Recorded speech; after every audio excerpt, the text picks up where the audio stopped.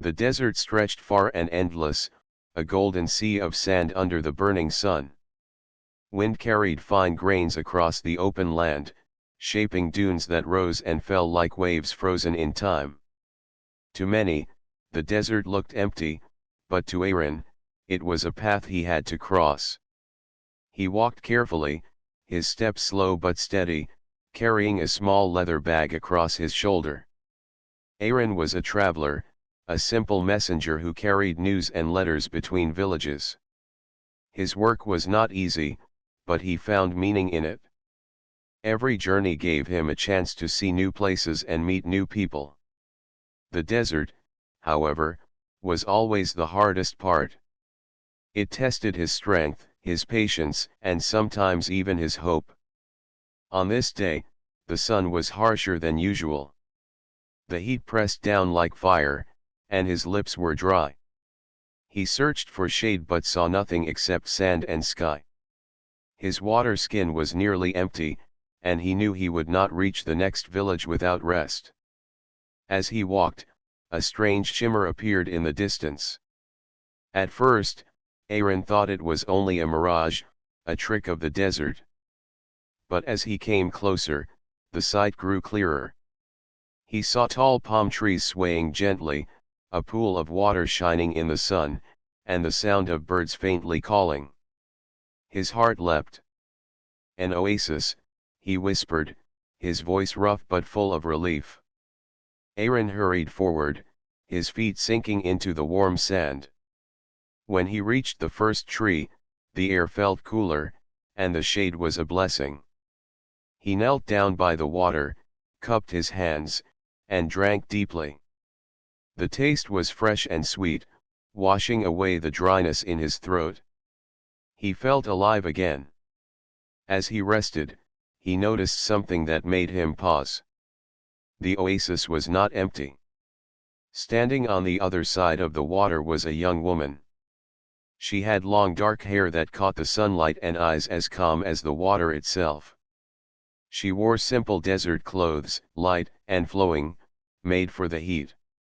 She watched him carefully, as if unsure whether he was friend or stranger.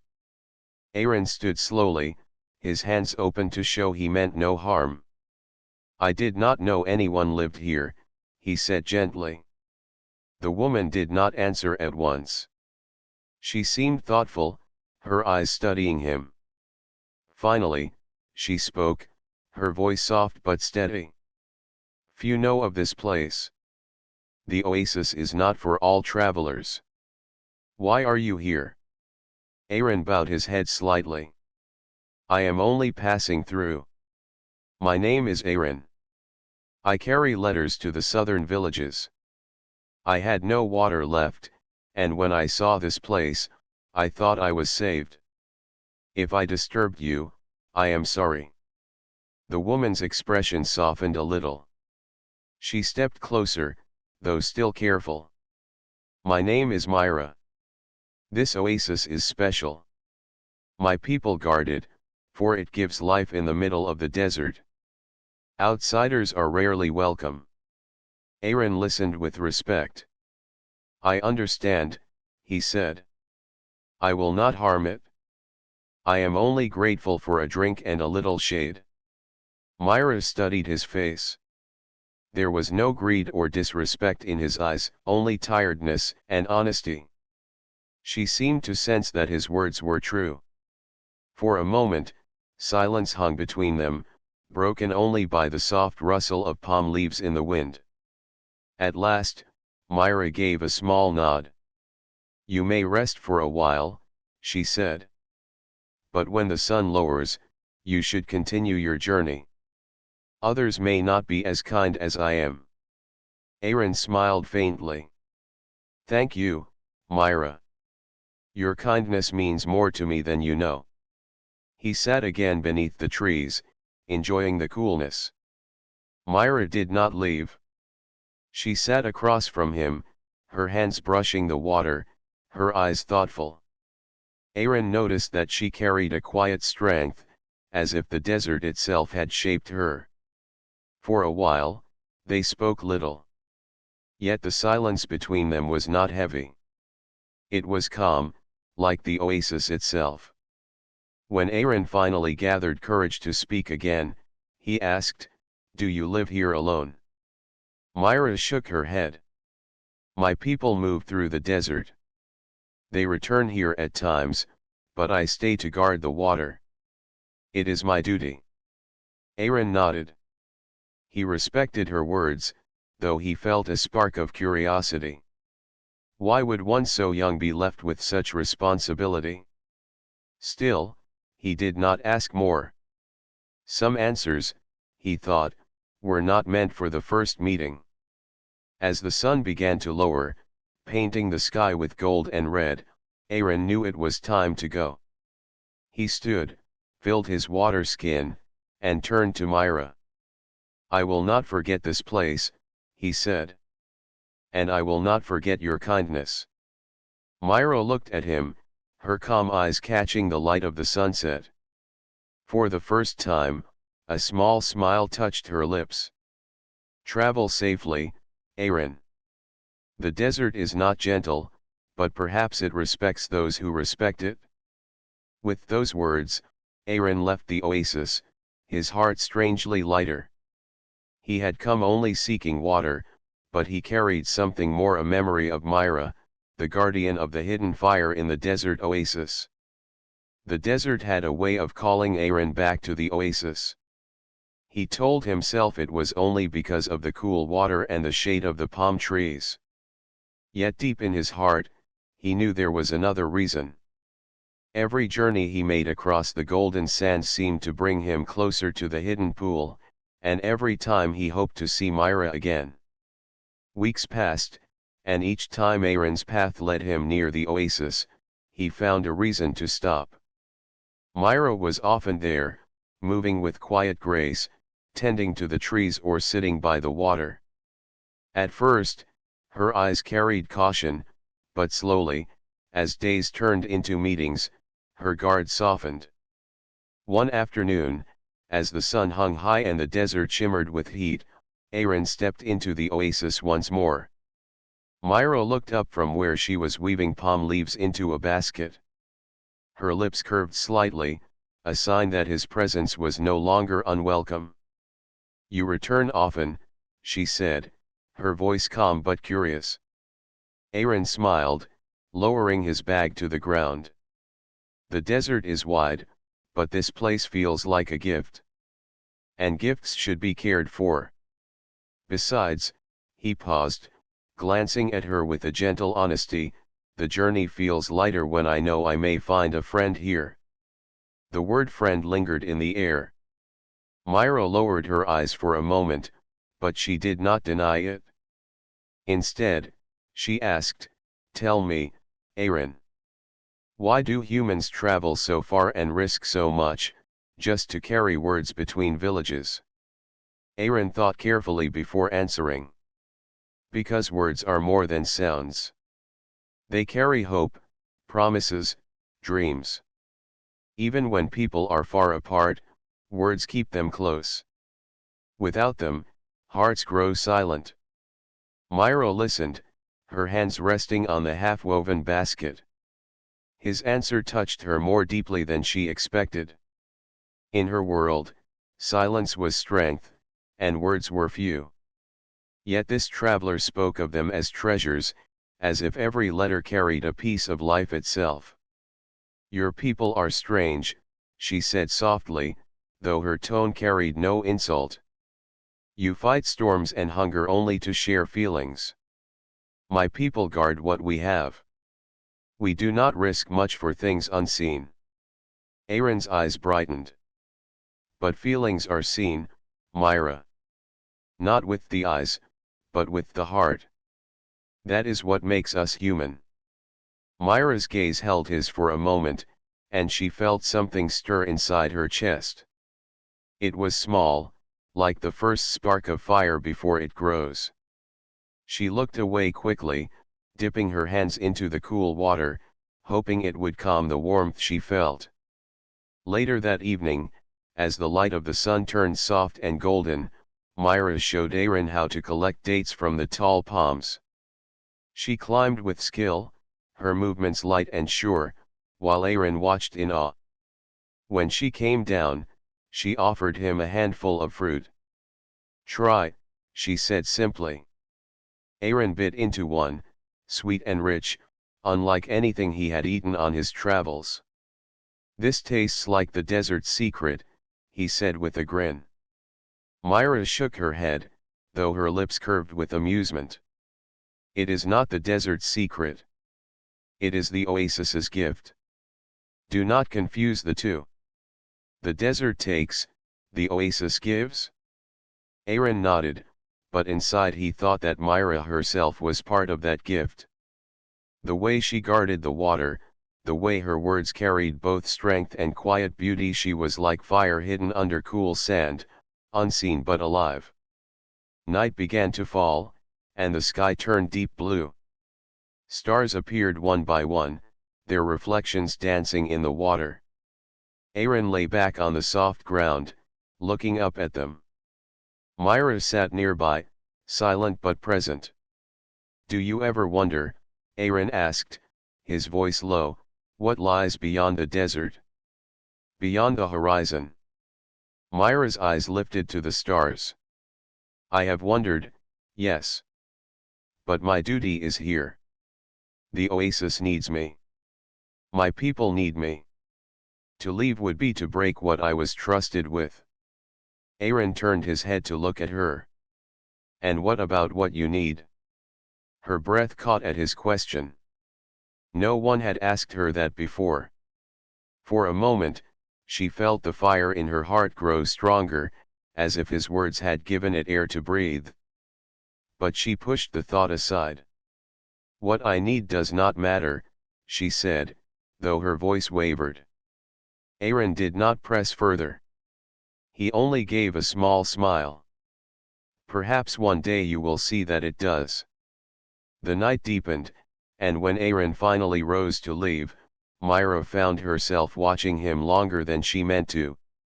The desert would take him back to his journeys, yet a part of her wished he would stay. As he disappeared into the dunes, Myra touched the water gently, seeing her reflection in its ripples. She felt something new burning within her, a hidden flame that no duty could easily silence. The desert was wide, but somehow, Aaron no longer felt it was empty. Each time he crossed the golden sands, he thought of the oasis. He thought of Myra, her calm voice, and the way her eyes reflected both strength and softness. He never said it aloud, but every journey he made seemed to carry him back to her. Myra too found her days different after Aaron's visits. The oasis had always been quiet, filled only with the sound of water, wind, and her own thoughts. Now, silence carried a memory of his laughter, his questions, and the way he looked at the stars as if they were close friends. She told herself it was nothing, that he was just a traveler, passing through. But her heart whispered otherwise. One evening, the air was cooler, and a soft wind moved the palms. Aaron arrived again, his steps tired yet eager. Myra was waiting by the water, her basket full of dates. She greeted him with a small nod. "You walk the desert often," she said, her tone calm. "Do you never grow weary of it?" Aaron smiled faintly, setting down his bag. "I grow weary, yes. But then I remember this place, and I keep going." Myra lowered her eyes, hiding the small warmth his words stirred inside her. She offered him dates, and together they sat beneath the shade of the trees. For a while, they spoke of simple things, the shapes of clouds, the patterns of sand after the wind, the stars that would soon appear. But as the night deepened, words faded, and silence grew between them. It was not heavy, not uncomfortable. Instead, it was soft, like a blanket spread across the desert. Aaron leaned back, his hands behind his head, eyes fixed on the darkening sky. "Do you know, Myra, Sometimes silence says more than words. She glanced at him, thoughtful. Silence can hold many things. For some, it holds peace. For others, it holds fear. And for you? Aaron asked gently.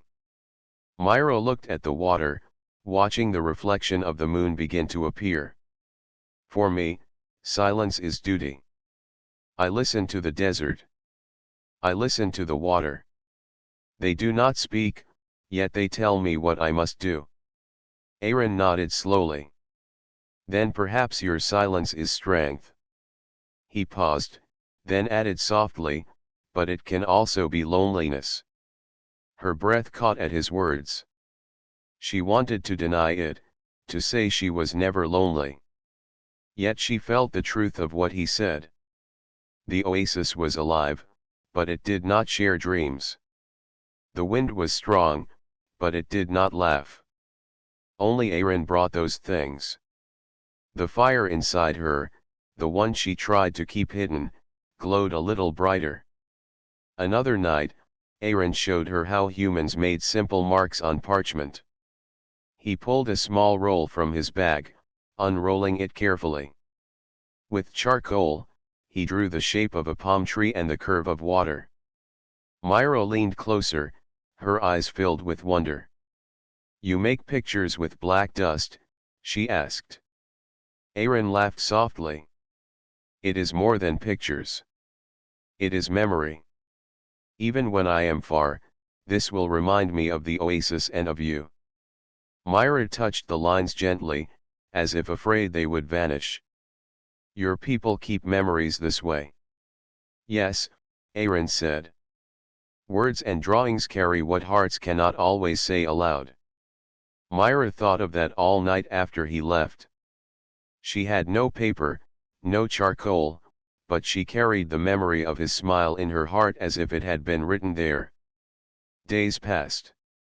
Aaron kept coming, and Myra no longer pretended she did not wait for him. Sometimes they spoke of dreams, Aaron of villages beyond the desert, Myra of the hidden life within the dunes. Other times they shared silence, sitting side by side as stars filled the sky. The bond between them grew, quiet but strong, like roots deep in the earth.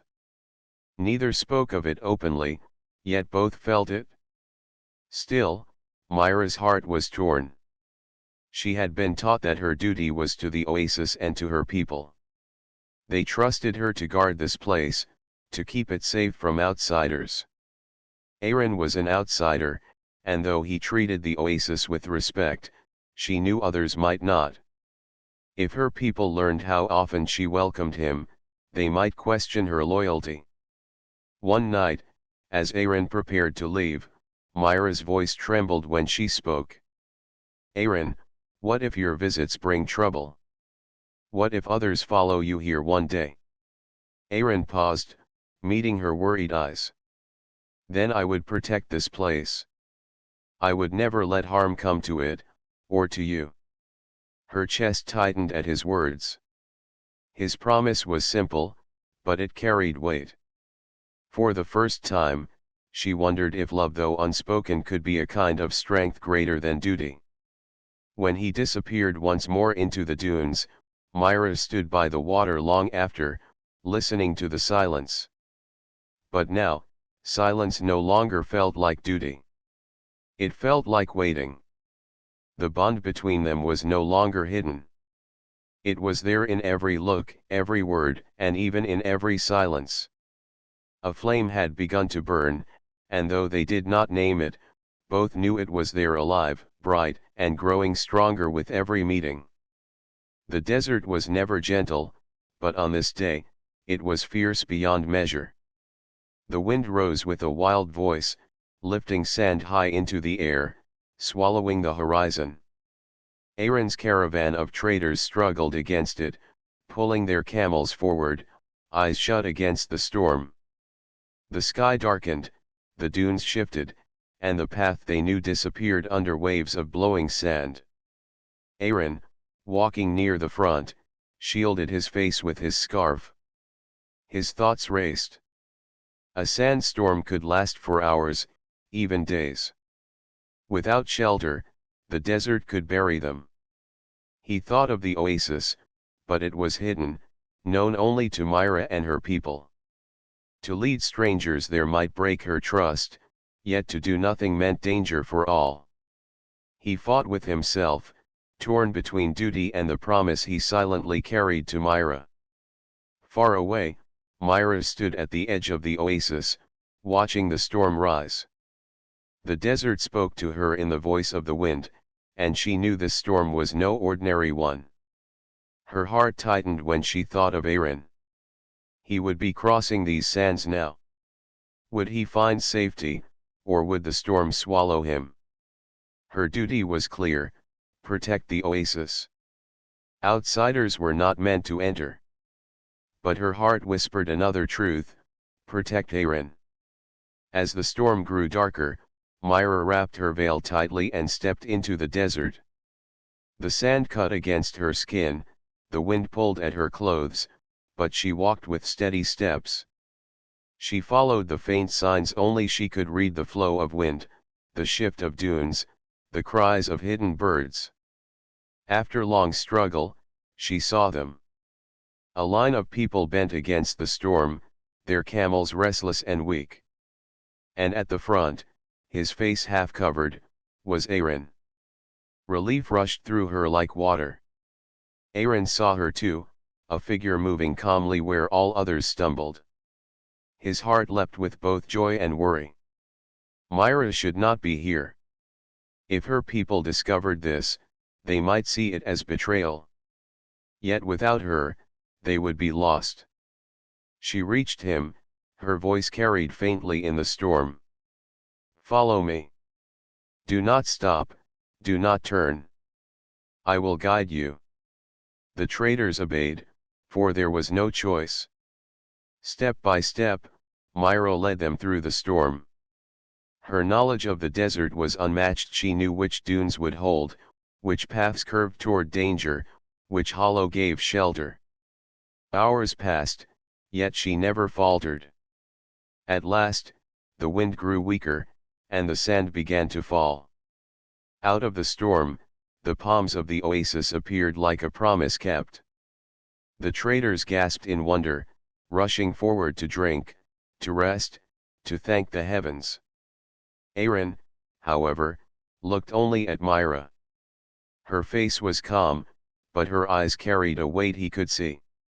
She had broken her duty for him. When the storm had fully passed and the traders were settled, Myra pulled Aaron aside. They stood near the water, where the palms hid them from the others. Her voice was low, her words steady. I should not have done this, she said. The oasis is not for them. My people will not forgive me if they learn I brought outsiders here. Aaron's chest tightened. You saved lives, Myra. Without you, they would have been buried in the desert. That cannot be wrong. Duty is not always about right and wrong, Myra replied, her eyes fixed on the water. It is about what is given to us to protect. The oasis is mine to guard. And now I have shared it. Aaron stepped closer, his voice gentle. Then let the blame fall on me. I will tell them I found it on my own. I will never speak your name. Her eyes lifted to his, searching. Why do you care so much for me, Aaron? You risk your own place among your people for mine. Aaron's answer came without pause. Because you risked yours for me. And because, his voice softened. Because when I look at this desert, it feels endless. But when I look at you, I see hope. Myra's heart stirred, torn between fear and warmth. His words were fire, and though she wished to silence them, she could not deny the truth they carried. Silence held them for a long moment, broken only by the sound of water moving gently against the rocks. Finally, Myra spoke, her voice almost a whisper. This path we walk is dangerous. But perhaps, it is also worth walking. Aaron smiled faintly, a promise shining in his eyes. Then I will walk it with you, no matter where it leads. As night fell, the storm faded into memory, but its test remained. Myra had chosen to trust him, though it cost her part of her duty. And Aaron had promised never to let her stand alone. The desert was vast, the future uncertain, but between them, a bond stronger than sand and storm had begun to take shape, a bond that would be tested again and again, like fire hidden in the heart of the oasis. The desert was calm after the storm, but inside Myra's heart there was no calm. She sat by the water at night, staring at the reflection of the stars. Her people had trusted her to guard this place, yet she had led strangers here. Even if it was for survival, she feared what it meant. But when she thought of Aaron, her fear softened. She remembered how he had looked at her in the storm, not with demand but with faith. He had trusted her completely, as if her steps were the only path through the desert. And when he spoke of hope, she felt something awaken in her chest, something she had never dared to name. Aaron too carried the storm inside him. When the traders left the oasis the next morning, he chose to stay behind for a while. He told them he would catch up later, but in truth, he could not leave Myra without speaking his heart. He found her sitting beneath a palm tree, weaving broken branches into a small mat. Her hands moved with patience, but her eyes were far away. "Myra," he said softly. She looked up, surprised to see him still there. "The caravan has gone. Why are you here?" Aaron sat down across from her, his voice calm but certain. "Because there is something I cannot leave unsaid." Myra set the mat aside, her heart beating faster. "What is it?" Aaron took a slow breath. "I have walked many deserts, crossed many villages, spoken to many people. But none have changed me like you. You carry silence like armor, but I see the fire behind it. It gives me strength. It makes me believe that even in the harshest place, life can bloom." Myra's lips parted slightly, but no words came. She lowered her eyes, afraid he might see how deeply his words touched her. Aaron continued, his voice steady. "You once told me silence holds duty. For me, silence holds feelings I do not always know how to speak. But now, I cannot keep silent. Myra, you are the fire that keeps me alive in this endless desert." Her breath caught. She had never been spoken to this way before. His words were not like duty, not like rules. They were alive, warm, and they reached a place in her heart she had long hidden. "Still," she whispered, "you should not say this. My people will never accept such things. My life is bound to the oasis. Yours is bound to the world beyond." Aaron leaned closer, his voice gentle but firm. "And yet here we are, together. Perhaps the desert itself wanted this meeting. Perhaps the oasis was waiting for both of us." Myra looked at him, and for the first time, she let herself hold his gaze without fear. She saw no trick, no selfish desire. She saw truth, a truth that scared her, yet filled her with warmth. The night deepened. A cool breeze passed through the palms, carrying the soft rustle of leaves. Myra rose and walked to the water's edge. She stood there, staring at the moonlight shining across the pool. Aaron joined her, standing at her side. For a moment, neither spoke. The silence between them was no longer a wall. It was a bridge. Finally, Myra whispered, "All my life, I believed love was weakness. That it would take me away from my duty. But now, I feel it may be the strongest thing of all. Stronger even than fear." Aaron's heart leapt at her words. Love is strength, he said softly. It gives us courage to face storms, to cross deserts, to choose hope when the world feels empty. With love, even the harshest place becomes home. Myra closed her eyes, feeling his words sink deep into her soul. She had guarded the oasis for so long, protecting it from all outsiders. Yet now she realized that the greatest protection came not from keeping her heart closed, but from opening it. She turned to him, her voice trembling but certain. Aaron, if love is strength, then I wish to hold it. Even if the path is hard, I wish to walk it. Aaron's face softened with joy. He reached for her hand, not with force, but with quiet respect. Myra did not pull away. Their fingers touched, and the fire she had hidden at last found light. Together, they stood by the water, hand in hand, under the silver glow of the moon. The desert around them was vast and endless, yet in that moment, it felt small. For where love burns, even in silence, even in sand, the heart becomes an oasis. The days after the storm were quiet, but Myra's heart was not. Each time she looked at Aaron, she felt both peace and worry. Peace, because his presence filled the silence with warmth. Worry, because she knew her people would soon return.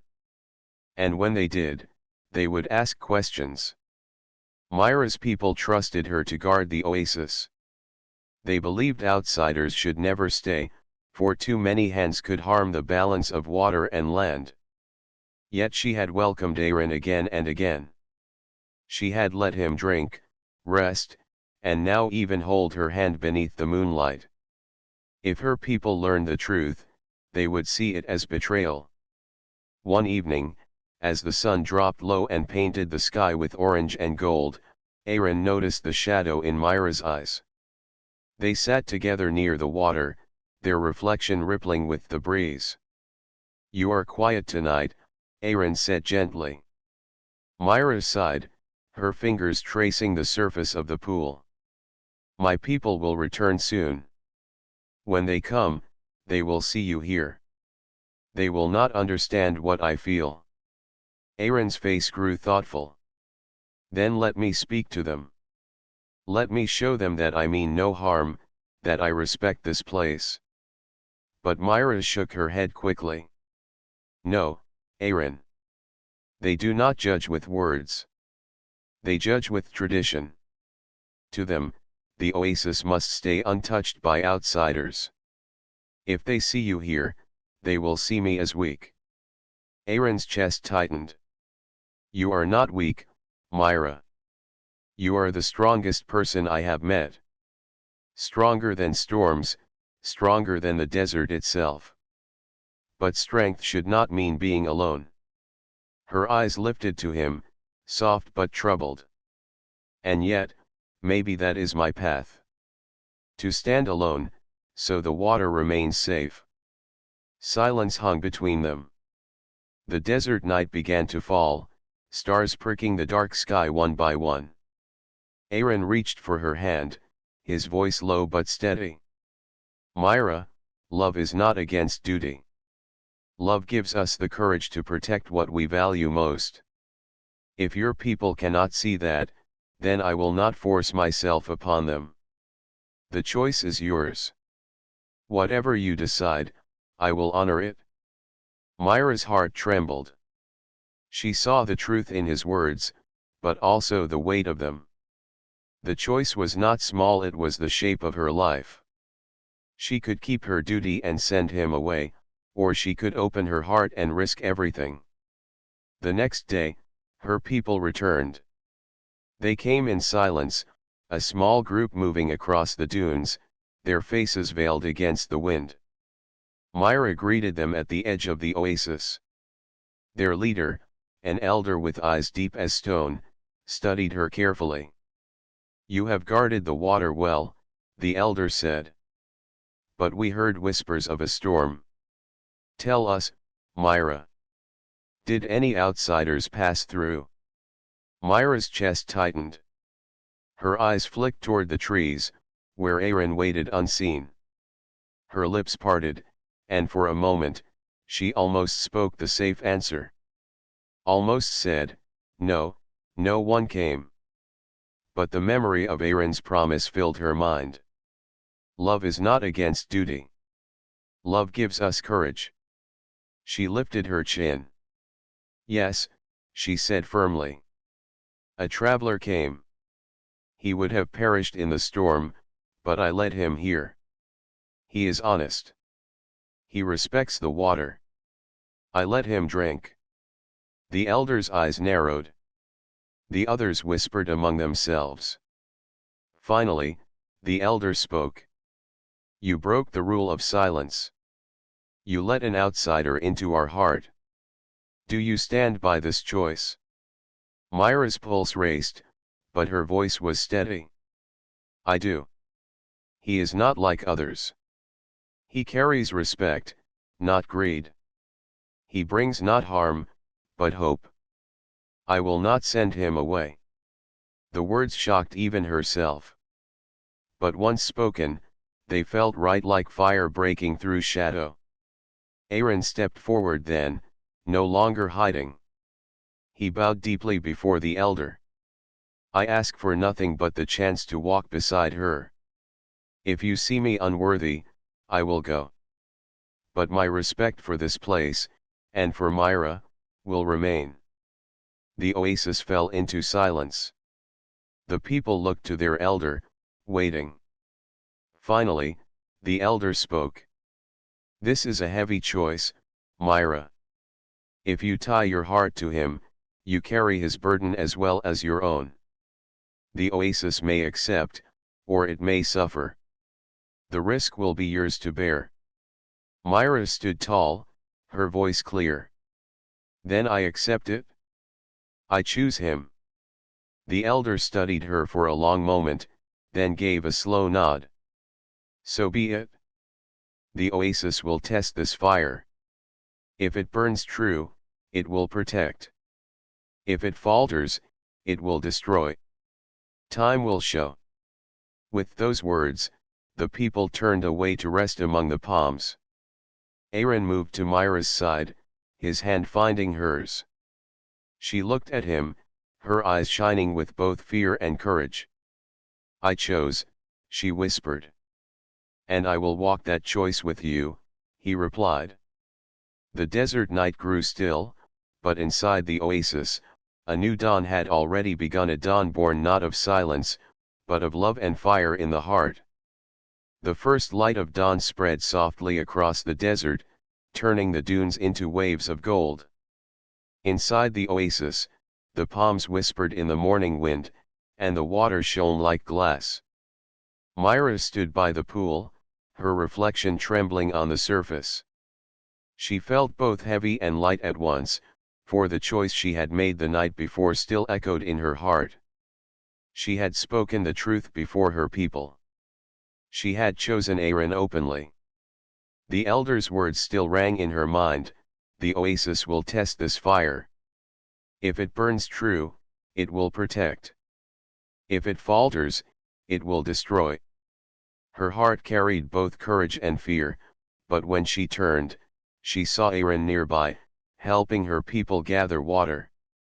He was careful, taking only what was needed, bowing slightly with each bucket as if he was thanking the oasis itself.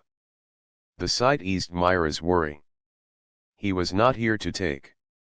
He was here to walk beside her, as he had promised. When the people gathered that morning, there was a quiet air between them. Some looked at Aaron with doubt, others with curiosity.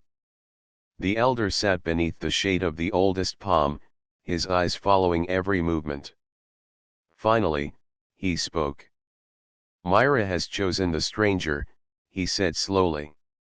"Now we will see if this choice is one of wisdom or folly. The oasis gives water, but only to those who honor it. We will watch, we will wait, and we will know." Aaron bowed again. "I will honor the water, as I honor Myra." Days passed. Each day, the desert sun rose strong, and each night the stars lit the sky with silver. Myra's people worked together as they always had, tending the trees, guarding the water, and moving carefully across the sand. To Myra's quiet relief, Aaron worked with them. He asked questions, listened closely, and followed their ways. He learned how to read the wind, how to gather dates from the palms, how to cover his steps on the sand so the desert would not swallow them. The people watched, and though some still whispered, others began to soften. They saw how he did not rush or boast, how he carried respect in each action. Slowly, the doubt in their eyes began to change into something calmer. One evening, as the moon rose bright and full, Myra and Aaron sat together on a dune beyond the water. The desert stretched endless before them, silver under the stars. "Do you regret it?" Aaron asked quietly. "Speaking for me before your people." Myra shook her head, her dark hair moving in the night breeze. "No. At first, I feared. But when I chose, I felt free. It is strange I guarded this place for years, but only now do I feel that my heart is truly alive." Aaron smiled. "Then the oasis has given us both more than water. It has given us a beginning." She leaned her head lightly on his shoulder. "A beginning," she repeated softly, as if tasting the word. The next morning, the elder called for Myra and Aaron. The people gathered, their faces lit with the pale light of dawn. The elder's eyes were deep, steady, but not unkind. "You have lived here together for many days," the elder said. "We have seen your steps, your hands, your words. And we have seen the way you look at each other." He paused, then added, "The oasis has not turned against us. The water still flows. The palms still rise tall. Perhaps this fire you share does not burn to destroy, but to warm." Myra's heart leapt, and Aaron's hand tightened gently in hers. The elder stood, leaning on his staff. "If you remain, Aaron, you will walk not as an outsider but as one of us. You will guard the water as Myra does. This is not a light path. It is a path of patience and respect." Aaron bowed deeply. "I accept. My heart is here, with Myra, and I will protect what she protects." The people murmured among themselves. Some smiled, others still frowned, but none spoke against the elder's words. Later, as the sun climbed high, Myra and Aaron walked together to the water's edge. They stood hand in hand, looking down at their reflection in the pool. Two faces, side by side, rippled but unbroken. Myra spoke softly. "It feels like the oasis has accepted us." Aaron smiled, his voice gentle. "Or perhaps it was you who taught me how to belong. You opened the gate, and I walked through. Not just into the oasis, but into your heart." Her eyes shone. "And you stayed." The desert wind carried their laughter across the dunes. The palms swayed, and the water shimmered in the light. The oasis had not only given them shelter but had also witnessed their fire, a fire that did not harm but instead gave warmth, courage, and love. And so, under the endless sky, Myra and Aaron began their life together. The desert remained vast, the sun remained fierce, but within the heart of the oasis, there was balance. Water for thirst, shade for rest, and fire for love. A new dawn had begun not just for the oasis, but for them both.